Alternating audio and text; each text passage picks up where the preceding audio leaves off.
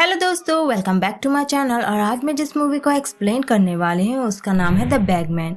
ये मूवी हाल ही में रिलीज हुई है और अगर हम इसकी रेटिंग्स की बात करें तो इसकी IMDb rating 4.6 stars out of 10 है। तो दोस्तों, अगर आपको मेरा मूवी एक्सप्लेनेशन वीडियो पसंद आए तो प्लीज से मेरे वीडियो को लाइक और मेरे चैनल को सब्सक्राइब करके मुझे सपोर्ट करें मेरा 1K सब्सक्राइबर फैमिली पूरा करने के लिए। तो देर नहीं करते और बढ़ते अपने मूवी एक्सप्लेनेशन की ओर।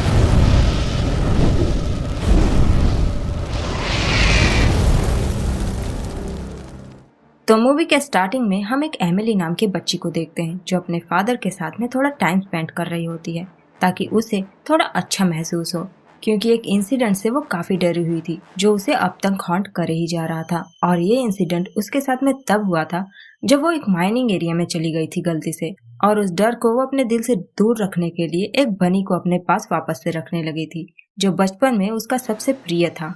लेकिन बड़े हो जाने के बाद खिलौनों के साथ में घूमना थोड़ी अजीब बात थी और उसके फादर तब उसे हौसला देते हैं कि कुछ चीजों को हमें बस जिंदगी से जाने देना होता है अगर हमें आगे बढ़ना है तो। तब एमिली अपने फादर की बात मानकर उस बनी को अपने बाकी खिलौने के साथ में रख देती है जब उसके फादर पिज्जा लाने जाते हैं। लेकिन एमिली जैसे ही उस बनी को रखती है, स्ट्रीट की सारी लाइट्स एकाएक बुझ जाती हैं और एमिली को तब डर लगने लगता है और वो डर के मारे अपने फादर को ढूंढते हुए उनके पास पहुंच जाती है जो उस वक्त जमीन पर पैरालाइज्ड पड़े हुए होते हैं, बिल्कुल लाचार, और उनके फेस पर हम एक अजीब तरह के स्कार को देख पाते हैं जो एमिली को उस वक्त भी भागने के लिए बोल रहे होते हैं। लेकिन तब तक देर हो चुकी थी और एक ईवल सा मॉन्स्टर एमिली को पकड़कर अपने बड़े से बैग में तोड़ मरोड़ कर भर लेता है और एमिली तब मदद के लिए चिल्लाती ही रह जाती है और वो मॉन्स्टर चेन बंद करके एमिली को उठा ले जाता है। और यहाँ पर हम आपको बता दें कि एमिली इस मूवी की मेन कैरेक्टर नहीं है और ये तो सिर्फ मूवी का एक इंट्रो सीन था। जिसके बाद ही मूवी के मेन कैरेक्टर्स पैट्रिक, उसकी वाइफ क्रेना और छोटे से बच्चे जेक को देख पाते हैं जिसका फेवरेट टॉय एक फ्लूट होता है और उसके बिना वो रह नहीं पाता था। और उस वक्त पैट्रिक अपनी माँ के घर पर शिफ्ट हुआ होता है न्यूली, क्योंकि उसे पैसों की बहुत तंगी थी और उसके लोन्स और बिल सारे अनपेड थे। तो आप समझ ही सकते हैं कि बेचारा कर्ज में डूबा हुआ है और उसकी लाइफ एकदम से स्ट्रेसफुल है। लेकिन उसकी वाइफ क्रेना उसके लिए बहुत ज्यादा सपोर्टिव थी और उस दिन पैट्रिक का भाई उसे मिलने आया हुआ होता है क्योंकि वो लोग रिसेंटली वहाँ पर शिफ्ट हुए थे और उसका भाई लियम अपना खानदानी लकड़ियों वाला बिजनेस संभाल रहा होता है और वो पैट्रिक के टेंशन को दूर करने के लिए उसे भी वो बिजनेस ज्वाइन करने के लिए कहता है। लेकिन पैट्रिक बहुत ज्यादा क्रिएटिव था और उसके पास ऐसे ऐसे मशीनरीज के आइडियाज थे कि दुनिया का काम आसान हो जाता, लेकिन इसके लिए उसे बिजनेस लोन मिल ही नहीं रहा होता है और अगर मिल जाता तो उसके दिन ही बदल जाते। लेकिन फिर भी वो अप्लाई करना नहीं छोड़ता और तब उसी रात उसे अपने घर के पास जंगलों में कोई हलचल सुनाई देती है और वो तब बाहर निकलता है उसे फाइंड आउट करने के लिए। लेकिन वहाँ पर उसे सिर्फ एक जानवर मिलता है जिसके बाद वो घर लौट आता है और दूसरे दिन अपने भाई के साथ काम में हाथ बटाने के लिए चला जाता है। और पैट्रिक के पास एक और भी कला थी, वो अपने पास में हमेशा एक नाइफ रखा करता था जिससे वो वुड्स पर बहुत अच्छी कार्विंग्स करता था और खिलौने भी बना लेता था। जिसके बाद हमें लियम और पैट्रिक के बचपन का सीन दिखाया जाता है जहाँ पर लियम बहुत ही ज्यादा क्यूरियस था अपने डैड द्वारा रोके गए जगह पर जाने के लिए, जिस जगह के बारे में बहुत सारी कहानियां प्रचलित कि वो एरिया बैगमैन का है जो अच्छे स्किल्ड बच्चों को अपना शिकार बनाता है। और तब वहाँ पर पहुँचने के बाद लियम को एक ईरी फीलिंग आने लगती है और उसका आगे बढ़ने का मन ही नहीं कर रहा होता है उस गुफा को देखकर जिसके बारे में कहा जाता है कि अंदर बैगमैन रहता है। तब पैट्रिक, जो कि इतनी देर से लियम को रोक रहा होता है कि वहाँ पर मत चलो, उसे डैन के पास मौजूद एक प्लम ट्री के ऊपर उसकी नजर पड़ जाती है और उसे तब उसमें की एक ब्रांच चाहिए होती है क्योंकि उसमें की लकड़ी काफी सॉफ्ट होती है और खिलौने बनाने में उसे आसानी होगी। और वो तब उस गुफे के पास जाकर उसमें की डाली को जोर से खींचने लगता है। तभी गुफे के अंदर से उसे कोई हलचल सुनाई देती है और हम एक आदमी को सीजर लेकर उसके बालों के लट को काट कर वहाँ से जाते हुए देख पाते हैं। तब पैट्रिक के हाथ से डर के मारे वो आउल वाला खिलौना वहीं पर गिर जाता है और इसके बाद शायद पैट्रिक और लियम डर के मारे वहाँ से घर भाग आए होंगे। जिसके बाद हमें प्रेजेंट का सीन दिखाया जाता है जहाँ पर पैट्रिक तो काम पर गया होता है और करीना जैक को घर पर संभाल रही होती है और साथ साथ वो अपने ऑफिस का काम भी निपटा रही होती है और इसलिए वो जैक को फ्लूट बजाने से मना करती है। और जैसे ही वो मना करती है, झाड़ियों के बीच से एक डॉल जैक को दिखता है जो अपनी तरफ उसे अट्रैक्ट कर रहा होता है और जैक तब उस डॉल के पीछे पीछे जंगल में प्रवेश कर जाता है। और जब ये चीज करीना नोटिस करती है कि जैक गार्डन से गायब है, वो हैरान हो जाती है और उसे ढूंढने लगती है। लेकिन इतने बड़े जंगल में जैक को ढूंढ पाना थोड़ा मुश्किल लग रहा था। लेकिन वो तो अच्छा हुआ कि जैक का फेवरेट फ्लूट उसके पास था, और जैसे ही वो उस फ्लूट को बजाता है, करीना उसे ढूंढ लेती है और जैक को ऐसा दोबारा करने से मना करती है। लेकिन जैक ने उस शख्स से दोस्ती कर ली होती है जिसका नाम उसने डॉली रख दिया होता है। तब रात में जैक को सुलाने के बाद करीना पैट्रिक से सारा इंसिडेंट शेयर करती है, और तब उसी रात जब पैट्रिक ये देखता है कि उसका लोन एक्सटेंशन रिजेक्ट हो गया है, वो बस अपना आपा खो देता है और अपने बचपन का वो फेवरेट नाइफ वो टेबल पर पटक कर तोड़ देता है और अपने उस प्रोजेक्ट को भी वो डंप कर देता है। और ठीक उसी रात से उसकी टेंशन और भी ज्यादा बढ़ जाती है, क्योंकि उसी रात को वो नोटिस करता है कि जैक खिड़की की ओर देखकर उसी डॉली से बातें कर रहा होता है, जो पैट्रिक को कहीं भी नजर नहीं आता। और ये चीज पैट्रिक को हैरान कर देती है। और तब जैसे ही वो कमरे से बाहर आता है, पूरे घर की लाइट्स चली जाती है और बाहर गार्डन में उसे किसी के होने की आहट महसूस होती है। लेकिन वो डरता नहीं और बेसबॉल बैट लेकर वो उसका सामना करने के लिए तैयार हो जाता है। और एक थड़ की आवाज सुनते ही करीना भी तब इमरजेंसी नंबर पर कॉल कर देती है। तब उसे अपने चाइल्डहुड का वो डरावना सा इंसिडेंट याद आने लगता है, क्योंकि फीलिंग वही वाली आ रही थी। सीन यहीं पर कट हो जाता है और सुबह हम पुलिस को उनके घर पर हाजिर देखते हैं। लेकिन उन्हें कुछ समझ नहीं आ रहा था कि अगर मान लो कि वाज के नीचे की चाबी से वो घर के अंदर गया भी था तो उसने कोई भी चीज चोरी की नहीं करी। और उन्हें तब खिड़की के पास सिर्फ पैट्रिक के बचपन के कव्ड की हुई वुडन टॉयज मिलते हैं, जिसे शायद कल रात को वो खिड़की पर फेंक फेंक कर उन्हें डिस्ट्रैक्ट कर रहा होता है ताकि वो डर जाएं। और तलाशी लेने के बाद पुलिस वहां से चली जाती है। लेकिन जब पैट्रिक डस्टबिन साफ कर रहा होता है, उसे अपने बचपन का वो खोया हुआ आउल टॉय मिल जाता है, जो उसने उस वक्त गिराया हुआ होता है जब वो बैगमैन के गुफे के पास गया था। तब करीना पैट्रिक और जैक का फ्लूट चुरा कर छुपाने के लिए दे देती है, क्योंकि उसे उसकी आवाज परेशान कर रही होती है। लेकिन जैक से रात को रहा नहीं जाता और उस फ्लूट के सामने उसके लिए सारे खिलौने फीके थे। तब जैक के जिद पर जब पैट्रिक फ्लूट लाने के लिए जाता है, फ्लूट उसे वहाँ पर मिलता ही नहीं। और तब ऊपर क्रीपी चीजें जैक के साथ में होना शुरू हो गई थी। वो डॉली उसके खिड़की पर आ गया था और एक क्रीपी से हाथ को हम खिड़की को खोलते हुए देख पाते हैं। और वो तो अच्छा हुआ कि सही समय पर करीना और पैट्रिक वहाँ पर आ गए थे। और तब इस इंसिडेंट के बाद पैट्रिक परेशान हो जाता है कि आखिर जैक का फ्लूट गया तो गया कहाँ, और वो पूरे घर में फ्लूट की तलाशी कर डालता है, लेकिन फ्लूट उसे कहीं भी नहीं मिलता। और तब इन दोनों को जैक की इतनी फिक्र होने लगती है कि वो जैक को अपने पास ही सुला लेते हैं। इसके बाद रात में पैट्रिक फिर से हलचल सुनता है अपनी माँ के गराज से, जहाँ पर उसे एक डॉल मिलती है जिसने उसके बचपन का वो कैप पहन रखा हुआ होता है, और यही डॉल जैक का फ्रेंड भी था। लेकिन इसके बाद जब वो घर के अंदर जाने की कोशिश करता है, डोर अपने आप ही लॉक हो जाता है और वाज के नीचे की वो चाबी भी गायब हो गई होती है। तब पैट्रिक डॉग डोर के स्पेस के अंदर से हाथ डालकर दरवाजा खोलने की कोशिश करता है, लेकिन तभी वो घर के अंदर कुछ भयानक साउंड सुनता है और एक भयानक सा डिमोनिक एंटिटी तब सीलिंग से लटक कर जैक का वो फ्लूट बजा रहा होता है। और तब पैट्रिक दाएं बाएं कुछ भी नहीं देखता और डोर के ग्लास को तोड़ता है और उसे पकड़ने के लिए अंदर घुस आता है, लेकिन वो चीज तब तक गायब हो गई थी। और करीना तब डर के मारे फिर से इमरजेंसी नंबर पर कॉल करने की कोशिश करती है। और तब सुबह ही पुलिस की एंट्री भी हो जाती है, लेकिन पैट्रिक के सिवाय किसी और के उंगलियों के निशान उन्हें नहीं मिलते। तब दूसरे दिन पैट्रिक लियाम के पास पहुंच जाता है और उसे वो आउल वाला टॉय और अपना कैप दिखाता है, क्योंकि उसे समझ में नहीं आ रहा था कि ये सब कुछ उसके साथ में क्या हो रहा है। और लियाम तब उसकी हालत देखकर उसे साइकेट्रिस्ट बारबरा को बुलाने के लिए कहता है, जो बचपन में उसकी डॉक्टर हुआ करती थी। तब सीन शिफ्ट होता है करीना और जैक पर, जो उस वक्त पार्क में होते हैं।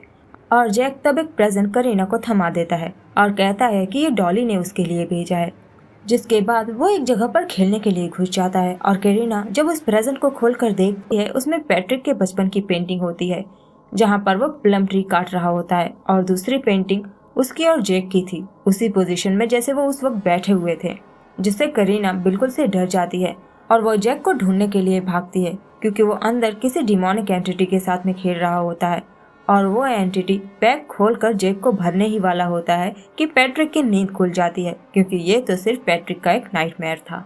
तब दूसरे दिन पैट्रिक के बुलाने पर डॉक्टर बारबरा उसके घर आ चुकी थी, और उनकी बातों से हम ये जान पाते हैं कि बचपन में पैट्रिक एक फोबिया से सफर कर रहा होता है। जिसके बाद हमें पैट्रिक के बचपन का सीन दिखाया जाता है, जहाँ पर उसके फादर उसे कॉपर माइन एरिया में लेकर जाते हैं, जो बैगमैन के एरिया से भी जाना जाता है। और बैगमैन की स्टोरी उनके फैमिली में सुनाना काफ़ी फेमिलियर था। मतलब उसके परदादा ने उसके दादा को सुनाया, उसके दादा ने उसे, और वो अपने दोनों बेटों को। और कहानी कुछ इस प्रकार है कि बैगमैन हर रात निकलता है दुनिया का भ्रमण करने के लिए, और सबसे अच्छे स्किल, टैलेंटेड और ड्रीमर बच्चे जो होते हैं वो उनकी तलाश करता है और उन्हें हंट करता है। लेकिन पैट्रिक को उस वक्त लगता है कि उसके डैड उसे डरा रहे हैं, पर उसके डैड चाहते थे कि पैट्रिक में बैगमैन का खौफ बैठ जाए। और हुआ भी वही। पैट्रिक बिल्कुल कन्विंस्ड हो चुका था कि बैगमैन इस दुनिया में एग्जिस्ट करता है। तब प्रेजेंट में कैरीना पैट्रिक के बचपन की पेंटिंग्स को देख रही होती है, जिसमें बैगमैन हर जगह उसे हॉन्ट कर रहा था और जैक की ही तरह खिड़की से भी झांक रहा था। और ये चीज़ मतलब बैगमैन के बारे में पहले के ज़माने में भी काफ़ी सारी स्टोरीज मौजूद थी, दशकों से, और वो भी हर कल्चर में, जो बच्चों को बैग में भरकर उठा ले जाता था। और उसके पास इतनी पावर्स थी कि वो एडल्ट्स को पैरालाइज करके उनके बच्चों को उठा ले जाता था उनकी आंखों के सामने से ही। लेकिन वो अपने शिकार को इतनी आसानी से नहीं हासिल करता। वो पहले उसे बहुत ही ज़्यादा हॉन्ट करेगा और वो उसके डर और एंजाइटी पर फीड करेगा और फिर घात लगाएगा और फिर बच्चों के टॉयज और कैंडीज से लालच दिखाएगा और एंड में उन्हें अपने बैग में भरकर उठा ले जाएगा और शायद उन्हें वो खा भी जाता हो। लेकिन एक डॉक्टर के मुंह से ये स्टोरी सुनना करीना को बड़ा अजीब लगता है। लेकिन बारबरा को लग रहा था कि पैट्रिक जो भी इमेजिन कर रहा है वो हकीकत भी हो सकती है, इसलिए वो पैट्रिक को अलर्ट रहने के लिए बोलती है और कहती है कि जब तक तुम असलियत में इसका सामना नहीं करोगे तुम्हारा डर और भी ज्यादा बढ़ता ही जाएगा और इसका कोई इलाज नहीं है। इसलिए मन बदल करने के लिए बारबरा उन्हें साथ में वक्त बिताने का सजेशन देती है। इसलिए वो जैक को करीना के सिस्टर एना के पास छोड़ देते हैं और दोनों एक अलग होटल में चले जाते हैं डिनर के लिए। और पैट्रिक तब करीना से बताता है कि बैगमैन ने पहली बार उसके बालों के लट को काट लिया होता है, जिसके बाद से ही उसमें बैगमैन का खौफ बैठ चुका था, क्योंकि ये बैगमैन का पहला स्टेप है। और उसके फादर वो स्टोरी सुनाकर उसे सेफ और अलर्ट रखना चाहते थे, क्योंकि पैट्रिक बहुत ही ज्यादा टैलेंटेड बच्चा था और इसलिए उसके फादर को भी लग रहा था कि वो बैगमैन का शिकार बन सकता है। तब एक रात उसके फादर उसके कमरे में आए, सिर्फ इसलिए क्योंकि पैट्रिक की माँ ने उन्हें भेजा था ताकि वो पैट्रिक को समझा दे कि बैगमैन नाम का कोई भी इविल इस दुनिया में एग्जिस्ट नहीं करता, ताकि पैट्रिक का डर निकल जाए। लेकिन उसके फादर ऐसा बिल्कुल भी नहीं करते और वो कहते हैं कि बैगमैन सचमुच में है।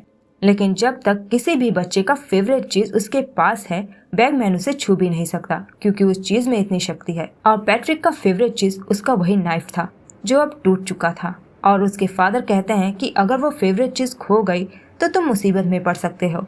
और इसलिए जैक का फ्लूट खो जाने के बाद पैट्रिक टेंशन में आ जाता है, जिसके बाद हमें एना और जैक का सीन दिखाया जाता है, जहाँ पर एना बेबी मॉनिटर में कुछ वॉइसेस सुनने लगती है और बहुत ही ज्यादा डर जाती है। और वो तब जैक के प्रोटेक्शन के लिए एंजेलो को फोन करती है, जो वहाँ के कंट्रोल रूम में रहता है, और एक तरह से आप सिक्योरिटी भी समझ सकते हैं। तभी कॉरिडोर के सारे ही लाइट्स अचानक से बंद हो जाते हैं और एना को तब दरवाजे पर किसी के नॉकिंग्स के साउंड सुनाई देने लगते हैं। और जब वो स्पाई होल से झांक कर देखती है, एना को एक क्रीपी सा आदमी नजर आता है। तब एना उसे भगाने के लिए डर के मारे थोड़ी धमकी वमकी देती है, लेकिन इस चीज का उस पर कोई फर्क नहीं पड़ता। तब कुछ समझ न आने पर एना जैक को प्रोटेक्ट करने के लिए भाग जाती है, क्योंकि उस इविल में इतने सारे पावर्स थे कि लॉकिंग सिस्टम उसे रोकने के लिए काफी नहीं थे। तब एना एक नाइफ लेकर जैक के साथ अलमीरा में छुपने की कोशिश करती है, लेकिन वो बैगमैन उसे वहाँ भी ढूंढ लेता है। और एना जब उसे नाइफ से उस पर हमला करने की कोशिश करती है, बैगमैन उसका मुंह अपने हाथों से दबाकर उसे पैरालाइज कर देता है और एक सीजर से जैक के बालों का एक लट काट कर वो लेकर चला जाता है। और वो तो अच्छा हुआ कि सही समय पर एंजेलो वहाँ पर आकर पहुँच गया था और जैक की तब जान बच गई। खबर तब पैट्रिक तक पहुँच जाती है और तब कैरिना और पैट्रिक भी दौड़े दौड़े आ पहुँचते हैं, जहाँ पर एना मेडिकल केयर के अंडर में होती है और जैक भी ठीक ठाक था। लेकिन सीसीटीवी में किसी के आने जाने की कोई जानकारी नहीं थी। और तब पुलिस के जरिए पैट्रिक को ये पता चलता है कि जिस तरह से एना पैरालाइज हुई है, उसी तरह की एक घटना 4 साल पहले हुई थी एमिली के साथ, जिसे हमने मूवी के स्टार्टिंग में देखा होता है। और उसके फादर भी इसी तरह से पैरालाइज्ड हो गए थे और उनके गाल पर भी एक अजीब से निशान को देखा गया था, शायद किसी के फिंगर्स के। और उनका कहना था कि एक ईवल सा आदमी उसकी बच्ची को बड़ी बेरहमी से डफल बैग में तोड़ मरोड़ कर भर कर उठा कर ले गया और वो सिर्फ ये सब कुछ देखते ही रह गए और कुछ कर ही नहीं पाए। और उस दिन के बाद उनकी बच्ची उन्हें कभी भी नहीं मिली, जिसके बाद पुलिस पैट्रिक को आश्वस्त कर देती है कि तुम डरो मत, पुलिस की टाइट सिक्योरिटी तुम्हारी रखवाली करेगी। तब उस रात ये लोग अपने घर पर नहीं जाते और ये लोग अपने सेफ्टी के लिए लियाम के घर पर रुक जाते हैं, क्योंकि लियाम को उनकी फिक्र हो रही थी। और उस रात पैट्रिक को बिल्कुल भी नींद नहीं आ रही होती है और वो तब जैक को पालने में सुला देता है और खुद जागता रहता है। तभी उसे फिर से बेबी मॉनिटर से कुछ आवाजें सुनाई देती है और इस बार तो बैगमैन भी उसे दिखाई दे जाता है, क्योंकि बैगमैन जैक के पास ही था। तब सारी लाइट्स भी फ्लिकर होकर बंद हो जाती है और भागते हुए जब पैट्रिक लियाम के कमरे में पहुंचता है तब देखता है कि लियाम और उसकी वाइफ दोनों ही बैगमैन के जरिए पैरालाइज कर दिए गए हैं। और बैगमैन तब नीचे खड़ा था जैक को बैग में भरकर, जो उस वक्त छटपटा रहा होता है बैग के अंदर। तब पैट्रिक जैक को बचाने के लिए बैगमैन को खदेड़ लेता है और बाहर हम देख पाते हैं कि बैगमैन ने तो पुलिस सिक्योरिटी को भी पैरालाइज कर दिया होता है और वह बैगमैन तब इतनी तेजी से भाग रहा होता है कि पैट्रिक उसे पकड़ ही नहीं पा रहा होता है। और वो तब भागते हुए पैट्रिक को अपने पीछे पीछे गुफे के अंदर लेकर चला जाता है और पैट्रिक को तब लगातार जैक की हेल्प की आवाज आ रही होती है, लेकिन अब बैगमैन उसे नजर नहीं आ रहा था। तब इस दौरान पैट्रिक गिर पड़कर एकदम से घायल हो जाता है और एक जगह पर पहुंचता है जहां पर बैगमैन ने बहुत सारे कैंडल्स जलाकर रखे हुए होते हैं और हर कैंडल के नीचे एक घोंसले जैसी चीज होती है और उसके अंदर किसी बच्चे की फैंसी रखी हुई होती है। और वहां पर बहुत सारे ऐसे ही घोंसले थे और शायद ये उन्हीं बच्चों की फैंसीज थी जिनका शिकार बैगमैन ने किया था और वो उन चीजों को उन बच्चों को मारने के बाद भी संभाल कर रखता था। तब आगे एक जगह पर पर्दे के पीछे उसे एक बैग टांगा हुआ दिखाई देता है और पैट्रिक तब सोचता है कि शायद जैक उसी के अंदर है, लेकिन बैग को खोलने पर उसे सिर्फ एक डॉल मिलती है जो उसकी मॉम के गैराज में उसे मिली थी और उसी में से जैक की आवाज आ रही होती है और ये सिर्फ पैट्रिक को ट्रिक करने के लिए था, क्योंकि पैट्रिक ही उसका असली शिकार था। क्योंकि बैगमैन जिसके भी बालों के लट को काट लेता है वो अपने उस शिकार पर कभी गिव अप नहीं करता, चाहे वो कितना भी बड़ा हो जाए। जिसके बाद हमें घर का सीन दिखाया जाता है जहाँ पर करीना की भी नींद खुल गई थी और जैक भी सेफ था। और यहाँ गुफे के अंदर बैगमैन एक स्पेस से निकलकर पैट्रिक को पीछे से पकड़कर उसका मुंह दबा लेता है और उसे भी पैरालाइज कर देता है, जिससे पैट्रिक अब हिल भी नहीं पाता। और बैगमैन तब बड़े ही क्रीपी तरीके से दीवारों के बीच से निकल कर आता है एक घोंसला लेकर और पैट्रिक को तब अपने फादर की बातें याद आने लगती है कि बैगमैन पहले तुम्हारे बालों को लटों को इसलिए काटता है ताकि तुम जहाँ पर भी हो उसे उसका पता लग जाए और फिर तुम्हें वो हॉन्ट करेगा और तुम्हारे फैंसीज चुरा लेगा, जिसके बाद ही वो तुम्हें बैग में भरकर उठा ले जाएगा। और पैट्रिक को वो अब तक इसलिए नहीं छू सका क्योंकि उसकी फैंसी यानी उसकी वो नाइफ अब तक उसने संभाल कर रखी हुई थी अपने पास। लेकिन जैसे ही उसने उस दिन उस नाइफ को तोड़ा वो बैगमैन के नजरों में वापस आ गया और वो टूटी हुई नाइफ भी बैगमैन के पास ही थी जो उसने एक घोंसले में रख दी। जिसके बाद वो पैट्रिक को जैक का वो फ्लूट दिखाता है कि अगली बारी जैक की है और तब वो पैट्रिक को चिढ़ाने के लिए वो फ्लूट बजाकर सुनाता है। तब पैट्रिक के फादर की कही गई बातें उसे थोड़ा बूस्ट करती हैं, जिस वजह से किसी तरह वो अपने हाथों को हिलाकर उस नाइफ तक पहुंच जाता है और उससे बैगमैन के गले पर स्टेप कर देता है, जिससे बैगमैन थोड़ी देर के लिए घायल हो जाता है और वो उस स्पेस के अंदर वापस से घुस जाता है। पैट्रिक तब किसी तरह अपने बच्चे को बचाने के लिए लड़खड़ाते पैरों से उस फ्लूट को लेकर गुफे से बाहर निकलने लगता है और करीना तब तक पुलिस की हेल्प भी लेकर आ रही, जिसकी सायरन पैट्रिक सुन पा रहा था। तब वो उस गुफा से बाहर नहीं जा पाता क्योंकि तब तक बैगमैन ने उस पर वापस से अटैक कर दिया होता है, लेकिन फिर भी किसी तरह वो उस फ्लूट को गुफे से बाहर फेंक देता है ताकि करीना को वो मिल जाए। जिसके बाद उन दोनों में भिड़ंत हो जाती है और पैट्रिक जब इस दौरान उसके हेड को अनकवर कर देता है वो देखता है कि इस इवल मॉन्स्टर के पास तो सर ही ढंग का नहीं है, मतलब कुछ पार्ट तो खोखले ही थे और क्या पता इसीलिए उसे दिमागी बच्चों से नफरत थी और वो उन पर ही फीड कर रहा था ताकि उसका वो पार्ट रिपेयर हो जाए, ऐसा मेरा मानना है। तब बैगमैन पैट्रिक को तोड़ मरोड़ कर उसे अपने डफल बैग में पैक कर लेता है और एक हिसाब से पैट्रिक ने जैक के लिए खुद को कुर्बान कर दिया ताकि वो बैगमैन का ध्यान भटका सके और बैगमैन की नजर उस फ्लूट पर ना पड़े।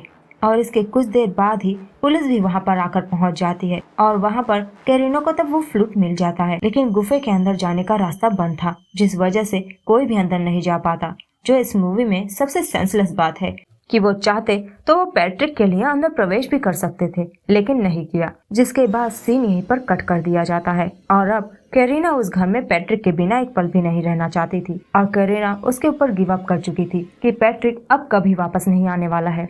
और कैरिना तब जैक के सेफ्टी के लिए वहाँ से दूर जाने का तय कर चुकी थी और वो अब पैट्रिक के बातों को फॉलो करते हुए जैक को वो फ्लूट थमा देती है और क्लियरली उसे समझा देती है कि उसे इस फ्लूट को अपने से दूर कभी नहीं करना है क्योंकि वही फ्लूट ही उसे प्रोटेक्ट करेगा। और इसी के साथ ये मूवी यहीं पर एंड हो जाती है।